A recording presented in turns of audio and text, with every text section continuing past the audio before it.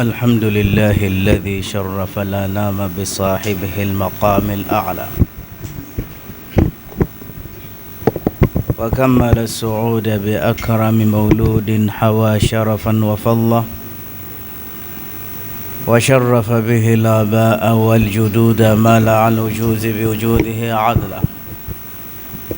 حملته أمه وامذة فلم تجد لحمله آلاما ولا ثقلا، وأشهد أن لا إله إلا الله وحده لا شريك له، وأشهد أن سيدنا محمدا عبده ورسوله، بعث لتوحيد الكلمة ولكلمة التوحيد، فبلغ الرسالة وأدى الأمانة ونصح الأمة ومحى الظلمة، وكشف الغم وجاهد في الله حق جهاده حتى أتاه اليقين.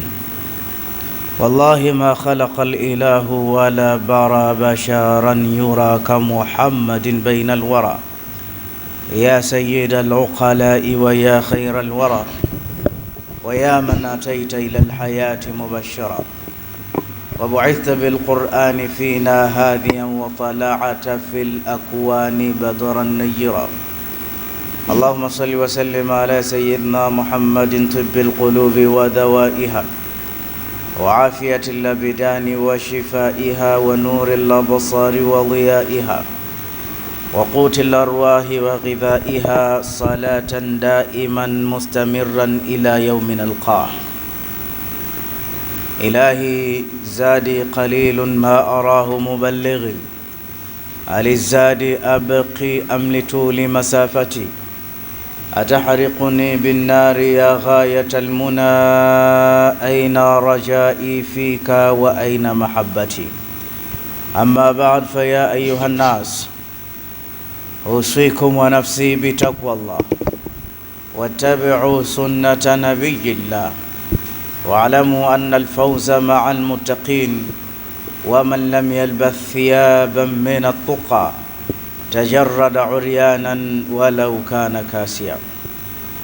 Enyi ndugu Waislamu, nichukue fursa hii muhimu, fursa ya ibada ya Ijumaa, kukuhusieni nami pia kuhusia nafsi yangu kumcha Allah na kufuata mwendo na kutekeleza sunna zake Mtume Muhammad sallallahu alaihi wasallama, kwani kufanya hayo ndo kutapelekea sisi kufuzu, kwani inna lilmuttaqina mafaza, wenye kumcha Mwenyezi Mungu wana sehemu ya kufuzu.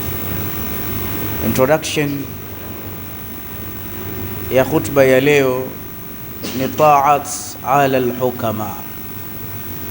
Itazungumzia umuhimu mpaka Mwenyezi Mungu Subhanahu wa Ta'ala akashusha aya, japo ina sababu nuzuli yake kuhusiana na sahaba Abdullah bin Khuzafata radhiyallahu ta'ala anhu. Aya hii imetuonesha umuhimu mkubwa sisi kwa tiketi ya Uislamu kuwaheshimu viongozi, na ni viongozi wa sampuli gani. Ndani ya Suratun Nisa aya nambari 59, ukifungua peji hiyo na mitaa hiyo utakutana na aya hii. Aya yenyewe imeanza kwa kusema, baada a'udhu billahi minash shaitanir rajim, ya ayyuhalladhina amanu. Ya ayyuhalladhina amanu, aya za sampuli hizi zimejirejea sana, zaidi ya mara 80 mpaka 90. Ilianzia ndani ya suratu Baqara, ya ayyuhalladhina amanu la taqulu ra'ina wa qulu ndhurna wasma'u walilkafirina, mpaka mwisho. Ikaja ya ayyuhalladhina amanu, ya ayyuhalladhina amanu, hizo zikapindukia mpaka katika suratu Tahrim, zikituhimiza toba, ya ayyuhalladhina amanu tubu ila Allahi taubatan nasuha.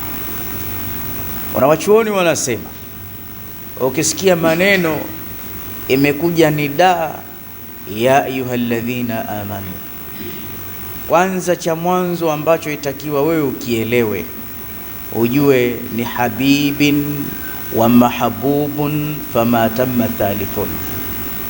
Ujue ukija mwito huo ni mpenzi na apendwaye, hakuna watatu wake.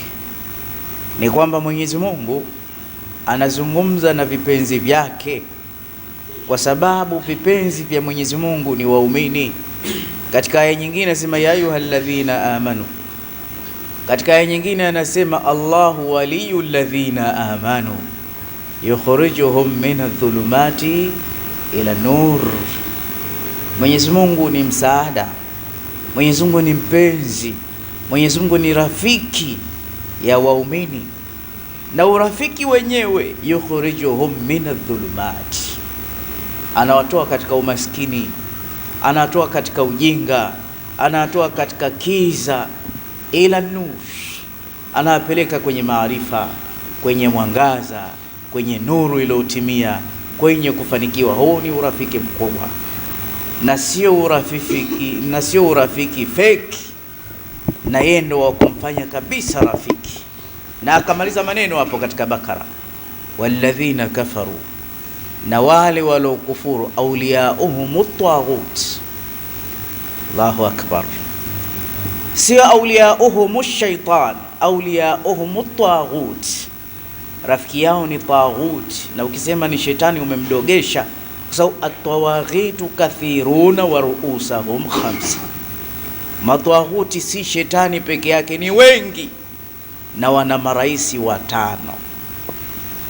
Kwa hiyo wapotoshaji ni wengi, matawaghuti ni wengi. Wa mwanzo wao al-iblis alladhi yad'i li ghairi Allah. Kiongozi wa kwanza ni Iblis, anayewatoa watu kwa Mwenyezi Mungu kuwapeleka katika ibada za shirkiyati na mengine mengi. Sasa hawa wote hawa rafiki yao ni taghut, yukhrijunahum minan nur ila dhulumat, anawatoa siku zote katika kheri kuwaingiza katika chaka, katika shida.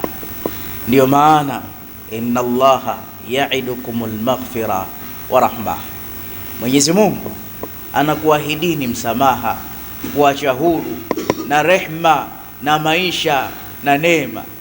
Lakini inna shaitana, shetani, ya'idukumul faqra, promisi yake ugumu wa maisha, promisi yake fornicate, uchafu, promisi yake ukiinama ukiwaza mambo majanga mabaya, huyo ni Iblis. Na kuachi, lazima hizi promise yakupe mpaka ndani ya sala. Yati ahadikumush shaitan, mmoja wenu anakuja ndani ya sala, shetani anamjia, anaambia yanhazuhu kadha kadha, umewaza hili. Mara nyingine mtu mpaka ndani ya sala anapata hisia kama ya kumtukana Rabbul Izza, Iblis. Sasa Mwenyezi Mungu ndo wa kufanywa rafiki, kwa sababu urafiki wake ni neema ya hali ya juu. Ndio maana katika hizi ya ayyuhalladhina amanu, katika sura Anfal kuna nyingine amefanya kukuambieni mje kwake. Ya ayyuhalladhina amanu istajibu lillahi walirrasul idha da'akum lima yuhyikum, enyi waumini muitikieni Mwenyezi Mungu na mtume wake wakikuiteni, wakupeni maisha matamu, maisha wasa, maisha mazuri. Hizi ni ahadi za kweli. Lakini sehemu nyingine, anna wa'adallahi haqq, promises za Mwenyezi Mungu ni za kweli, walakinna akthara an-nas la ya'lamun, watu hawaamini.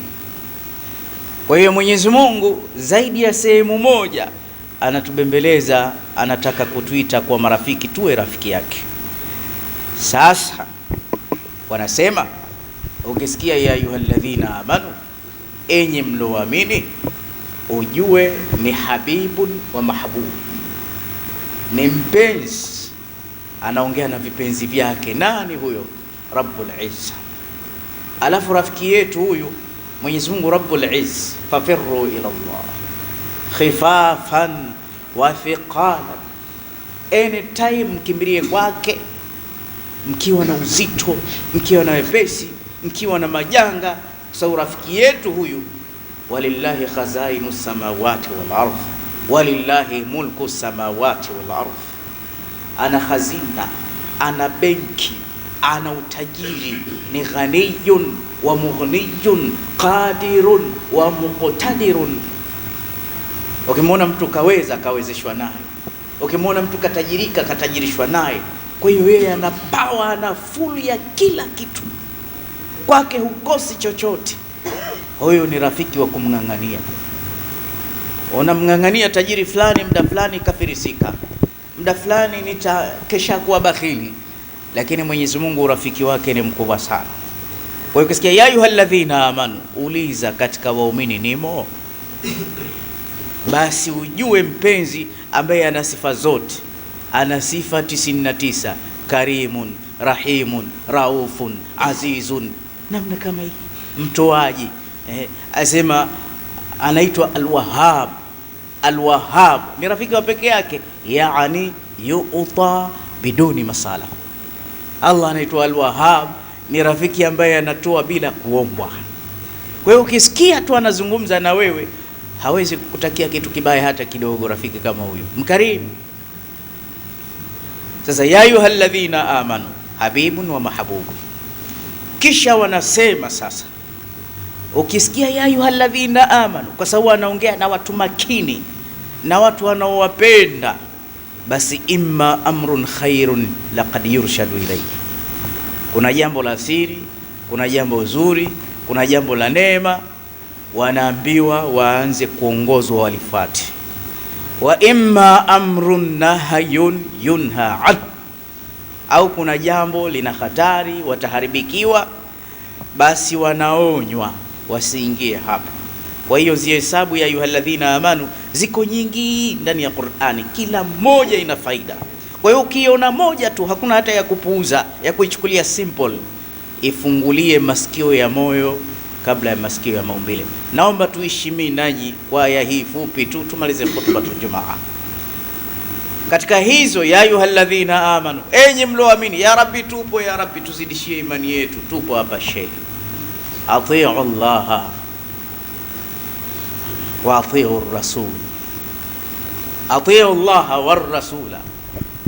Anasema mtiini Mwenyezi Mungu Subhanahu wa Ta'ala, lakini pia mumtii na mtume. Wa ulil amri minkum wa in tanaza'tum fi shay'in farudduhu ila Allahi war rasul.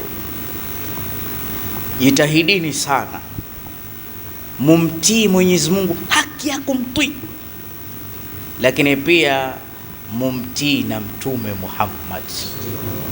Wa ulil amri minkum, lakini ta'at ila alhukama, muatii viongozi. Al-Qayyim al-Jawziyya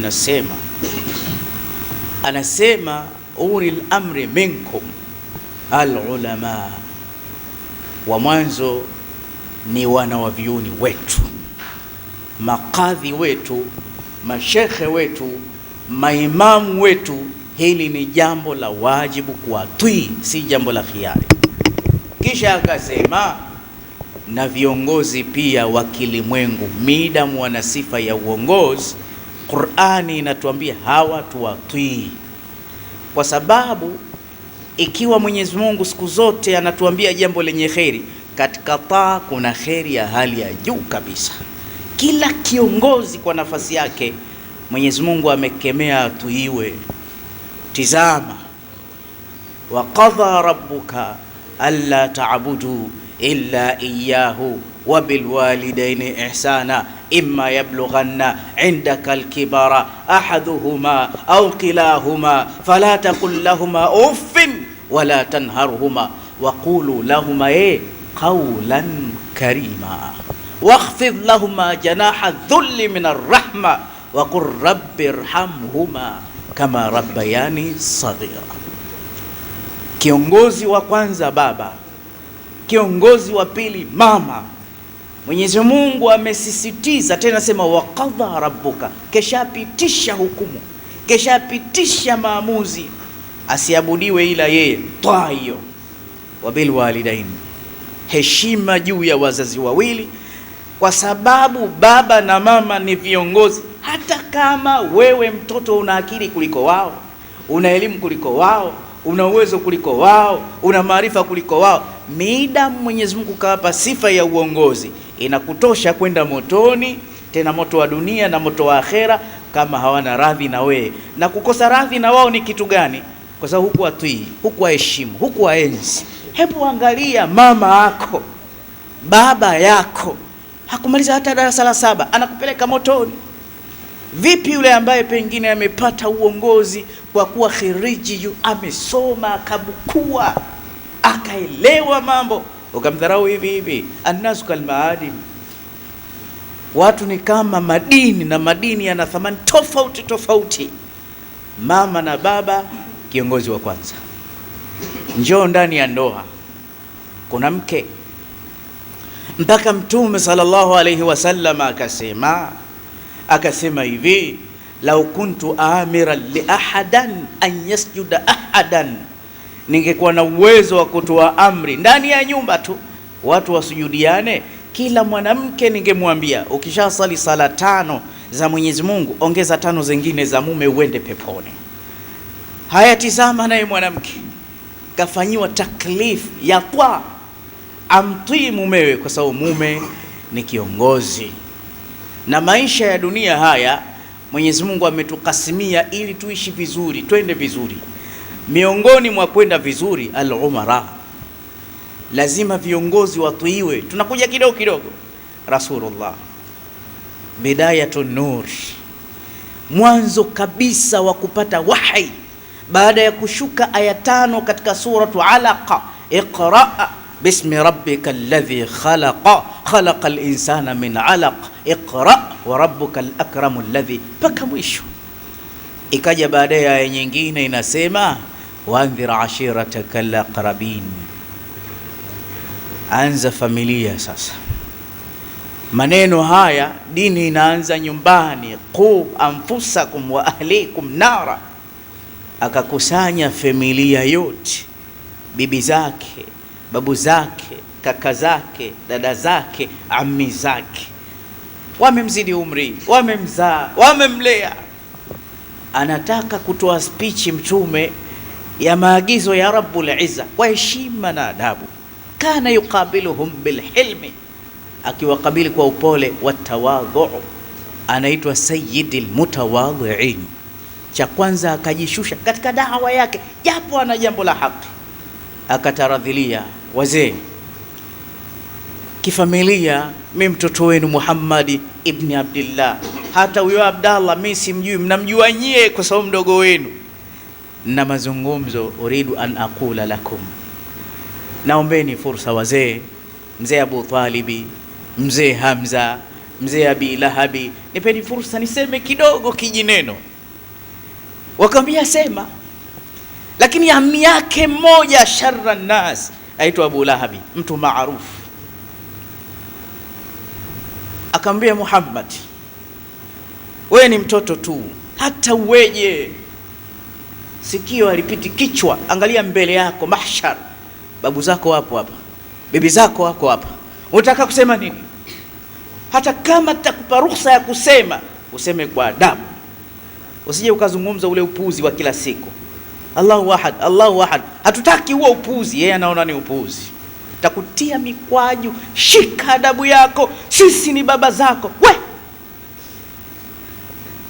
angalia adabu ya bwana Mtume Muhammad, wama yantiqu anil hawa, hazungumzi kwa utashi, in huwa wahyin yuha allamahu shadidul quwa. Anapata wahyi Mtume, haongei tu, lakini kwa adabu alizokuwa nazo. Hakusema wewe unajua kipi, wewe una nini, wewe mimi nitasema. Aliacha kusema Mtume, akasema basi wazee, kikao kimeakhirishwa, jambo kubwa ataka kufikisha. Akamheshimu mtu kama huyu, tabati yada Abi Lahabin wa tab, kafiri mmoja huyu, mwenye fitna mmoja huyu, anampa hadhi kwa sababu umri wake hawafanani. Haya, katika hii dunia kuna muovu kama Firauni? Yupo muovu kama Firauni? huyu mpe maneno gani umweke sawa huyu. Lakini Nabii Allah Musa anaambia, bwana we, mimi nakutuma nenda kwa mzee Firauni, hakika yeye amepindukia kiburi. Allah anasema inna Firauna ala fil ardi, amekuwa na kiburi kikubwa huyu, amepitiliza mambo yake. Nabii Musa asema, ndo nanituma kwake, nipe nyonzo. Rabbi shrah li sadri, naenda kuongea na mtu mzito, mtu mzima. Kunjua kifua changu kisiwe na dhiki, sio nataataa kusema, niwe maneno yamejaa kifuani, nikizungumza ajue simchezei. Nipe maneno yamjae akilini. Rabbi shrah li sadri wa yassir li amri wahlul 'uqdatan min lisani yafqahu qawli waj'al li waziran min ahli Haruna akhi. Usinitume peke yangu, nipe msaidizi. Haruna huwa afsahu lisanu minni, tena huyu anajua kuongea huyu kuliko hata mimi. Huyu mtu mzima bwana. Mwenyezi Mungu akamwambia, idhahaba anta wa akhuka, sasa wewe nenda naye na kaka yako, mfanye dhikri kwa wingi. Lakini sehemu nyingine anasema, faqula lahu qawlan layyinan la'allahu yatadhakkara au yakhsha. Tayari ni kiongozi yule, hata kama amepinda, tayari we amekulea kama baba yule, amekufanyia mambo mengi. Musa, we ni mdogo kwake, kwa hiyo we na kakako msijione mitume sana. Huyu ni Firauni. Faqula lahu qawlan layyinan, mukamwambie maneno yenye hekima na busara, mukamheshimu kwanza, muamkie, mumpe heshima ya hali ya juu, msimpuuze. Ni kiongozi huyu, anaongoza watu wake huyu, msiende kumtukana. Hii ni warning kwa manabii wawili watukufu, ulil azmi min ar-rusul. Na alipofika kule, Nabii Musa kachezwa shere. Anaambia, wewe Musa, haya na wewe umeshakuwa mwanangu mtume, fa'alta alladhi kunta fa'alta wa anta min al-kafirin, ushaua, ushafanya ukorofi, umekimbia huko. Wewe si umeua, wewe na wewe umekuwa mtume leo. Maajabu makubwa haya. Lakini Nabii Musa anaongea kwa heshima ya hali ya juu, kwa sababu huyu bwana ana martaba, ana cheo kikubwa cha nchi. Nabii Musa hajakipata cheo kama hiki.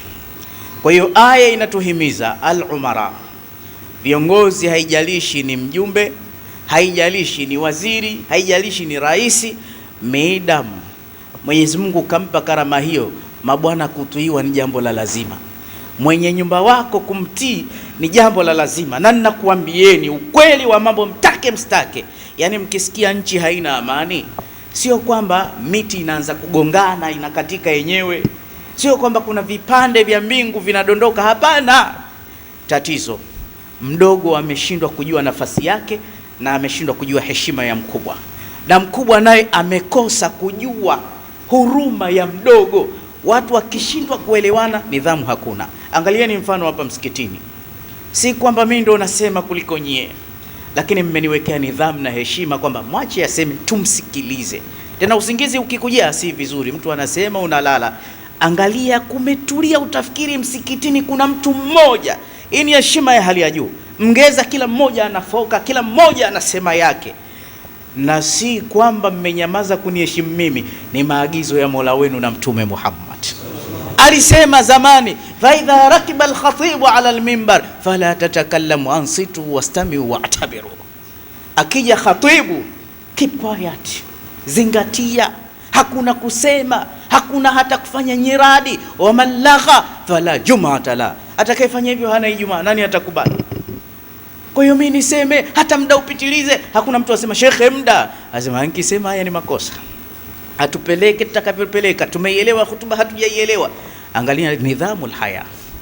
Kwa hiyo Mwenyezi Mungu akitutakia tuwe na nidhamu, kuwaheshimu viongozi, si kwa ajili yake. Kisha sema katika Bani Israili, in ahsantum li anfusikum, mkifanya jambo zuri, si kwamba ndio Mungu analichukua yeye wala mtume, ni kwa ajili yenu. Ukiambiwa uishi vizuri na mkeo, Mungu anafaidika nini? Ni wewe na mke wako. Hizi sheria hizi ndio huda, ndio uongofu. Na nchi yetu ya Tanzania, hasa sisi Waislamu, tuna jukumu kubwa, hasa hali zinavyokwenda hivi sasa. Tuwaheshimu viongozi, tuwasikilize, na subira ni jambo muhimu sana. Subira ni jambo muhimu. Nyewe wenyewe mnafahamu hapa ilikosekana Ijumaa hii kwa sababu watu hawasikilizi. Sasa kuna idlaki, kuna kitu kidogo tu. Mwenyezi Mungu atuonesha sisi Waislamu tuna silaha nyingi. Miongoni mwa silaha dua.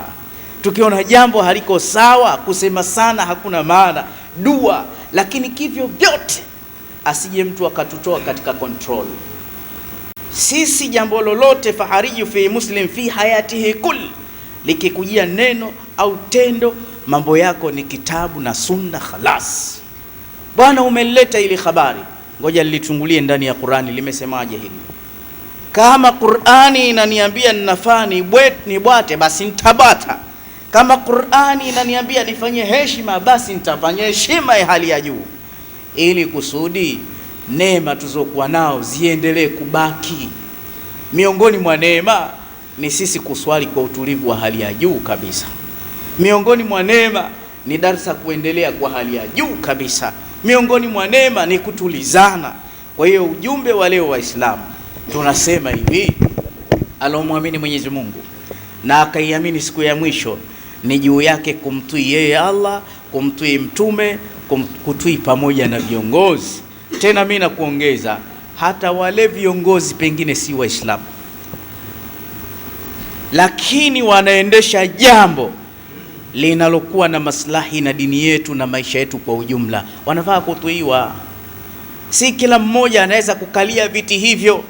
Mmoja akitangulizwa, hii ni kadari yake Allah, kwani mtume yuasema afadhali umma au nchi iongozwe na kiongozi dhalimu, yani kiongozi si wa sawa sawa, ni dhalim. Afadhali apatikane kiongozi dhalim kuliko watu wakaenda bila kuongozana, bila kuwa na kiongozi, watafikishana sehemu mbaya sana. Mfano katika nchi ya Tanzania, tusema nchi yetu sisi serikali haina dini tabaan, na ni kweli haina dini bwana. Lakini sasa kama haina dini, hembu kauwe mtu pale uone nini kitakachotokea. Tumeelewana sawa? Kauwe mtu uone, ni kweli haina dini lakini ina maslahi ya wenye dini, inatuwekea nidhamu na utaratibu wa hali ya juu kabisa. Kwa sababu binadamu sifa zao hawana sifa kujiongoza wenyewe, lazima. Ndio maana hata mkiwa wawili, mmoja wao awe kiongozi, na sunna ya maisha, hakuna maisha hivi hivi, lazima mmoja awe kiongozi kivyo vyote, na yule anayeongozwa akubaliane na jambo hili. Ndani ya nyumba kama hamna kiongozi, lakini Mwenyezi Mungu kamfadhilisha mwanaume, ar-rijalu qawwamuna 'ala an-nisa, ili wasikilizane. Nikwambie vita vinaanzia ndani. Ikiwa mke wako hakubali uongozi wako, na hii ndio nongwa kwa wanaume, tuna mambo yetu manne tunasema mwanamke ili aende peponi, mambo manne: idha sallat khamsaha wa samat shahraha, alafu nini, wa hafadhat farjaha wa ta'at zawjaha. Hapa tunakaa sana. Mwanamke akisali sala tano, akifunga Ramadhani, akajihifadhi, akamtii mume, kila shekhe anayepita hapa kwa mume anakaa. Hili la kumtii mume ndio shida hii, nani kweli, na kinachotuma hatupati heshima zetu. Ndio maana wanaume wengi ndani ya majumba wanaacha majumba, sio wanawake ndio wanakimbia nyumba. Wanaume wengi wanakimbia sababu kwenye mioyo ya wanawake kuna kiti cha mwanaume, wale wanawake wanakibania kile kiti, nacho ni kichwa cha familia, kichwa cha nyumba. Wewe ukimpata mke hakuheshimu, hili ni balaa kubwa kweli kweli. Raha ya mwanamke ukisema nyamaze, wewe unasema naye anasema. Miongoni mwa wanawake zile sifa, wanasema miongoni mwa sifa 5 ambazo hakuna mwanaume anaweza kuishi na mwanamke huyu. Sifa ya kwanza, mwanamke anayekufanya ATM, huyu si mwanamke mzuri. Kila saa ye pesa, na kama hamna ananuna, kashasahau kama jana umempa. Mwanamke wa pili, anayemdharau mama yako, huyu huwezi ishi naye hata kivyo vyote. Mwanamke wa tatu, naishia huyo ambaye hasikilizi la mume. Ana walimu wengi mtaani, wakisema maneno anaanza kukusumbua, analimotiwa, anamsikiliza yule, nisikilize mimi, hata fulani kasema, hata mamangu aliniambia we tabia zako. Sasa wewe utakuwa unasikiliza watu wangapi? Kuna baadhi ya wanaume tunashtakiwa, ananyanyasa, kanyang'anya simu, ananiambia hata babako hana ruhusa ya kuongea mimi nikiwepo. Kwa sababu unaongea mengi, unamchanganya, na bora usitumie simu. Bora usitumie simu kwa sababu una walimu wengi. Kwa hiyo mwanamke anayeumiza kichwa kwa sababu hajamfanya mumewe ni kiongozi. Angalia vita inavyokuwa, kinachoendelea, maisha hayaendelei, zinatoka talaka. Na si talaka hivi hivi, yalianza makofi, yalianza mangumi na mateke. Vita ilianza kwa sababu huyu hakukubali kuongozwa, hataki kusema huyu ni kiongozi wake. Sasa hajaisha hapa hapa, hata Allah anamwekea ngumu, amuelewi. Kiongozi wako nimekupa, umeshindwa kumtii, wewe finari mwanamke, una laana za Allah. Ameshindwa kumtii mume wake. Ndio maana tusema wanaume mengine, vumilieni, muwahurumie hao, watateswa hawa. Kwani ufikiri mtume aliona nini huko juu? Wanawake wengi motoni, wachache peponi. Kilichowaponza kudharau viongozi wao, sio jengine mabwana, kuwadharau wanaume. Sasa nakuletea upande mwingine. Angalia inavyouma ukimkuta mke wako akuheshimu. Inauma kiasi gani? Tena unamuelekeza jambo la kheri, ivaa hijabu, sitaki. Inauma kweli kweli. Huyu si msikivu huyu. Je, ukimdharau kiongozi mwenye mavyeo yake ufikiri haumii? Una uhuru wa kumtukana unavyotaka. Ni Uislamu gani sasa huo? Si Uislamu. Tuje upande wa pili, watoto uliowazaa hawakuheshimu, hawakusikii. Kinachofuatia nini? Unawapiza, unawapalana, huwapendi, unawachukia. Watoto nimewazaa wenyewe, hawana heshima.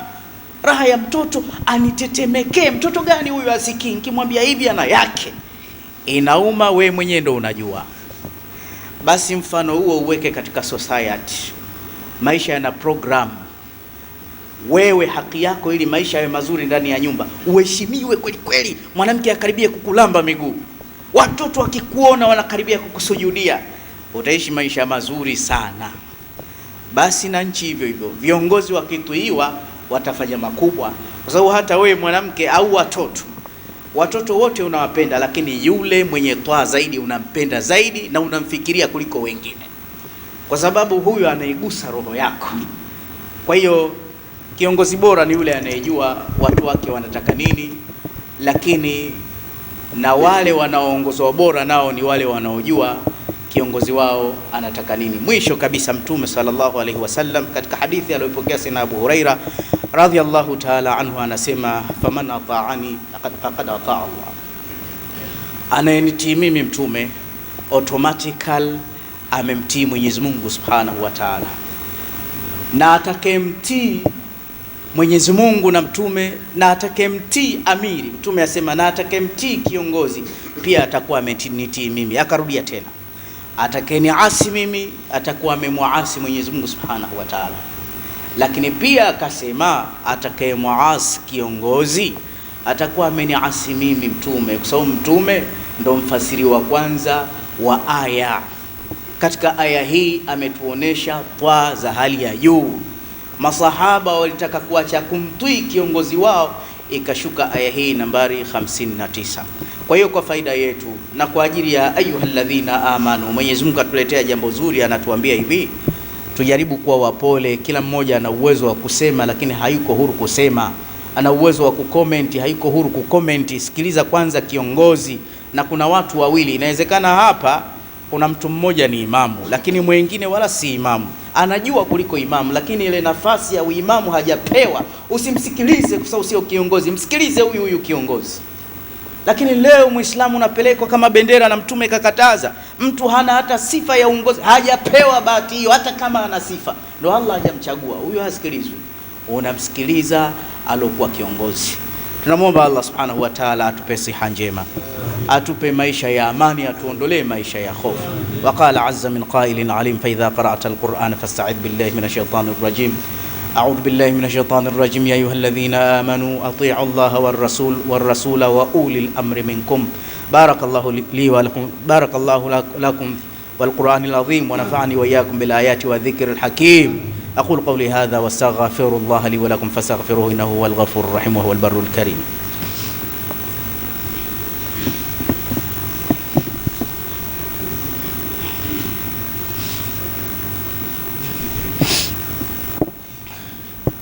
الحمد لله حمدا كثيرا كما أمر، وأشهد أن لا إله إلا الله وحده لا شريك له إرغاما لمن جاذ به وكفر، وأشهد أن سيدنا ونبينا مولانا محمد وعلى آله وأصحابه المصابيح الغرر عباد الله اتقوا الله من سماء اللغو وفضول الخبر وانتهوا عما نهاكم عنه وزجر واعلموا أن الله أمركم بأمر بدأ فيه ونفسه وثنى بملائكته المسبحة وقدسه وثلث بكم أيها المؤمنون من برية جنه وإنسه فقال تعالى مخبرا وآمرا إن الله وملائكته يصلون على النبي يا أيها الذين آمنوا صلوا عليه وسلموا تسليما